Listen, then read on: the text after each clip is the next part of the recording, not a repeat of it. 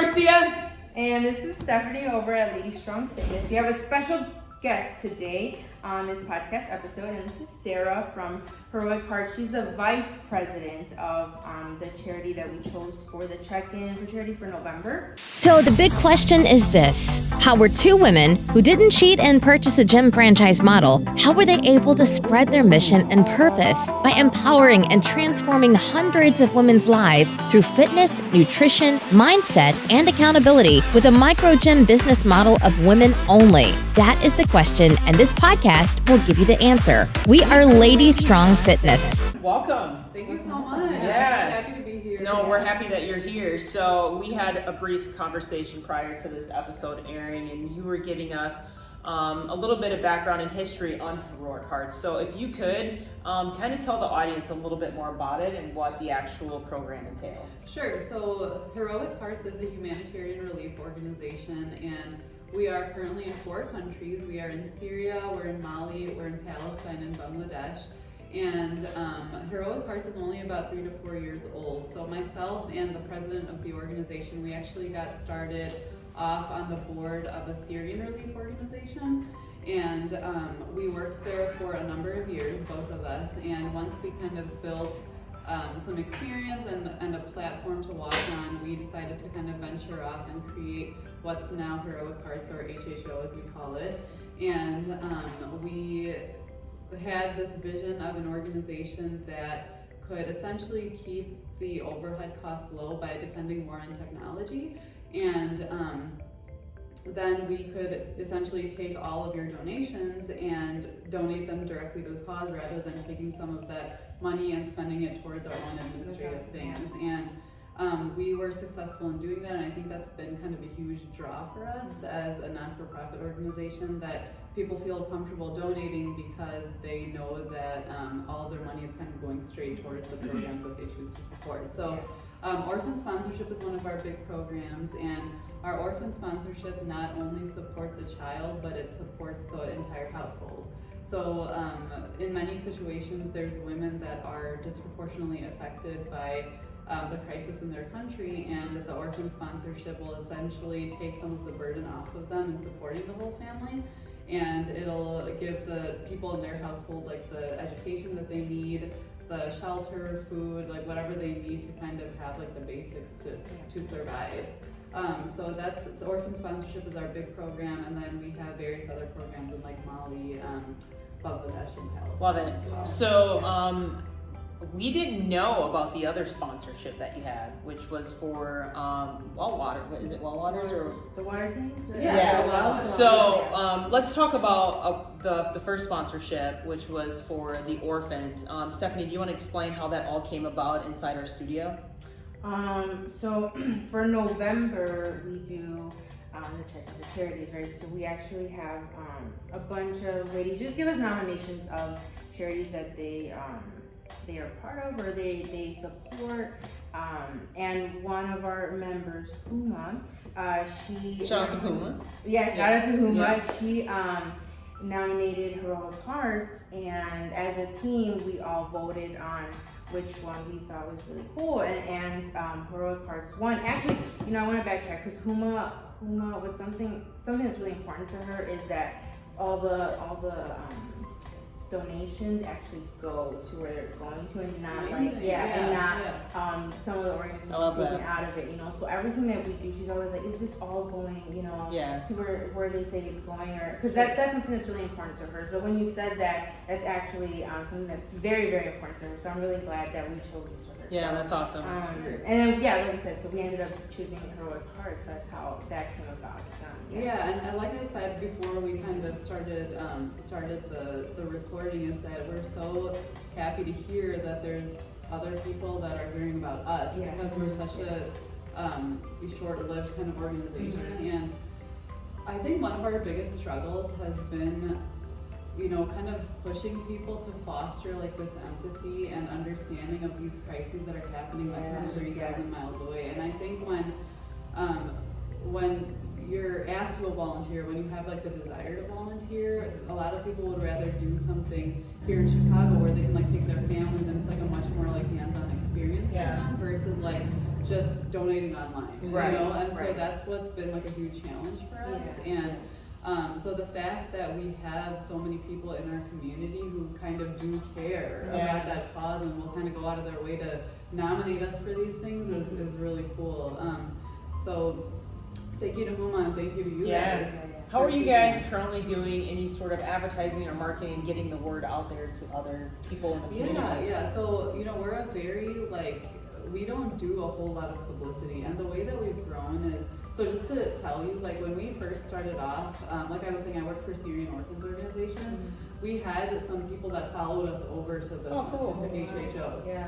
So that way we started off with 50 orphans that we sponsor, and now we're at almost 2,000. That's awesome. Like throughout the different countries that we work, and like indirectly then, because we support the orphans' families too, we're supporting almost 4,000 people, you know, indirectly. So a lot of the support that we get is word of mouth, and we're very big on transparency. So like if somebody tells us, hey, this is the program that we want to donate to, and we see that, you know, for example, Stephanie donated towards a food basket, then as soon as we get like the videos and the pictures and everything of that, you know, that distribution, then I'll like post it on Facebook, Instagram, and I'll tag you in it, and then you'll tell a friend, and that friend tells another friend, and so that's kind of how it happened. And the crazy thing is that we've gotten as big as we've gotten without having to do any publicity. So it just tells me that we have like so much more potential. Sure. And like the reason that we haven't done too much of that too, to be honest, is because we're so new that we're still taking the time to like establish all of our programs versus like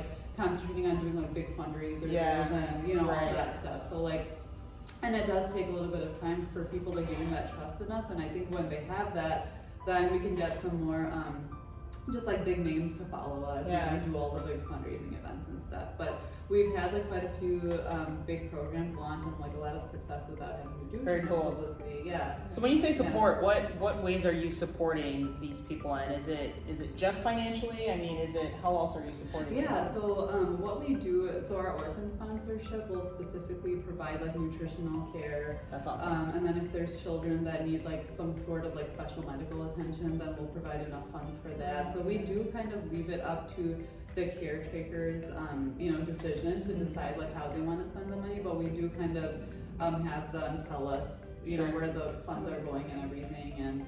And so I think like the food support, nutritional support, shelter, we had like a huge program where we built like makeshift housing for people who are like now living in tents and stuff, or who were living in tents at the time. So shelter, food, clothing, education. So we kind of aim to give them just like the basics. And honestly, what we're doing is that like the crisis, especially in Syria, like an entire generation of kids and children has been affected by this. Their education has been disrupted. They're thrust into like work roles at a young age because they need to support their families. And so what we're doing is we're trying to take that, or like ease that burden for them.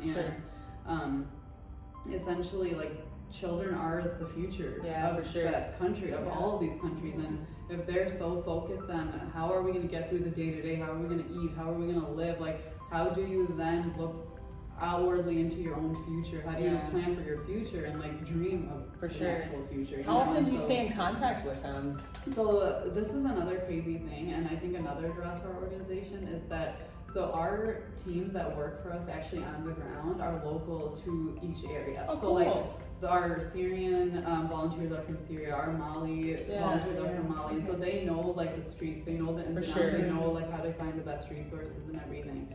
And so they will like kind of tell us like, hey, this is like the next program that needs support and all of that stuff. And they've been like really, really helpful in kind of guiding us and telling us like where we need to go next with everything. And sorry, can you repeat your question one more time? Yeah, no, it's fine. So much that I lost my No, you're okay. I was just wondering, like, how exactly are you guys able to stay in contact with them? If so, that's where how I was going often? with this. Okay, so they are really good about keeping in contact with the families and the kids, and because there's so much conflict that these families are constantly having to move around, and like it's really hard to know where they're going next. And but the cool thing is that our ground team is so good that like they will actually like, so if you go on our website and choose to like support an orphan, then there's like an online portal where you can see like a picture of the child, get some information about them, That's and then cool. we will send you like periodic updates about you know, like how they're doing and everything. And it's our ground team that we have to credit that to, because they do such a great job of like keeping track of where everybody is. And, So explain to me, you say they move around. Why do they move around, and how often do they move around? Yeah, and so it really depends. Like, it depends on where, like, so Syria is bombed often, and you know, it's from different regimes, and you never know when the next like big major event is going to occur and where it's going to occur. It's just all set up such a political thing. And a lot of times the reason that these families move is for their own safety. You know, and so we have families that have moved around multiple times. You know, and then we have families that will have to travel over borders, like Turkey, and you see like the sad stories of people like traveling across like dangerous bodies of water to go to Greece and you know, all of that stuff. And so it is just like a very tumultuous kind of experience for them, having to constantly pack up their families and move, and they're literally just taking the clothes off their backs and nothing else. That's crazy. And so we do our best to keep track of them, and there's been times where we can't, you know, to be honest, because we just don't know what happened to them. And so in Mali, it's a little bit easier. I think that the communities are a little bit more established now, and so they don't move around as much. So like when we sponsor orphans in Mali, we keep track of them a little bit easier. I like that. So can you explain to us some of the success stories that you might want to share after helping a family? Yeah. So we actually have quite a few children. This is a sad kind of branch to go on, but like we have a lot of limb loss because of like bombings and stuff like that. And there's children who are affected like not only emotionally but also because of this physical aspect that changes everything. And so one program that we've been doing is prosthetics, and which has been really cool because you kind of see first like the devastation, and then we kind of follow that same family and see how their lives have changed because of the prosthetics that we've been able to provide and stuff. So there are like a couple of kids who we actually have sent them over to the border to Turkey, and we like get them fitted and everything for the prosthetics, and we follow them, and we like send our donors like videos and stuff. That's awesome. What the child is doing, and it's really cool. But so another success story for sure is our water wells that I wanted to talk more about. So our water wells are built in like more destitute communities where the residents would have to walk like a half an hour or more to actually reach a fresh body of water. And if they don't have that available to them, there's a lot of different like health issues that arise due to that, like malnutrition, different like sicknesses and diseases and stuff. So it's really important that those water wells provide like fresh water for these families. And so we build these in these communities, and the wells that we make are different because we actually take the time to build like a concrete base in the ground so that they can last for like 50 to 60 years. And so they help like hundreds of families that live close by, like to even just for clean cooking water, and, you know, for showering and bathing their children and all of that stuff. And so we've had a lot of people that will donate a water well in honor of a loved one. And it's been a really cool program because I had a friend whose father passed away from COVID recently, and she built a well in his honor, and it's just a really cool way to kind of honor his memory for so many years. And they were really happy with the outcome, and we did the same thing that we do with Orphan sponsorship. We send them pictures and videos of the construction of it once it's done, and then like the whole community at the end, which is really cool, like comes together and they have like an opening ceremony. That is so cool. So how many water wells have you donated? So I think that we're on 20 now, and then we have another 4 that just came through. That's huge. That we're working on now. Very cool. Very cool. So where can people find more information about Heroic Hearts if they're interested in donating? So we have a Facebook and an Instagram. It's Heroic Hearts Org on both. And then hchearts.org is our website. So they can go to any. We post like all of our programs on every platform. But our website would probably be the best one because then you can kind of go through like every program individually and get information about it and see which one you're interested in doing. I like that. Just hearing the stories today lets us know that we made the right decision for the Charity for Check-In for November, and we're extremely appreciative of you coming on to the episode today. Thank you guys so much. So again, for those of you that are tuning in, thank you so much for watching. And again, feel free, if you have any questions, to reach out to them, or give a donation. Oh, yes. Yes. So with that being said, Bye. God bless you all. Have an amazing day, and we'll catch you on the next episode of LadyStrong Fitness. Bye.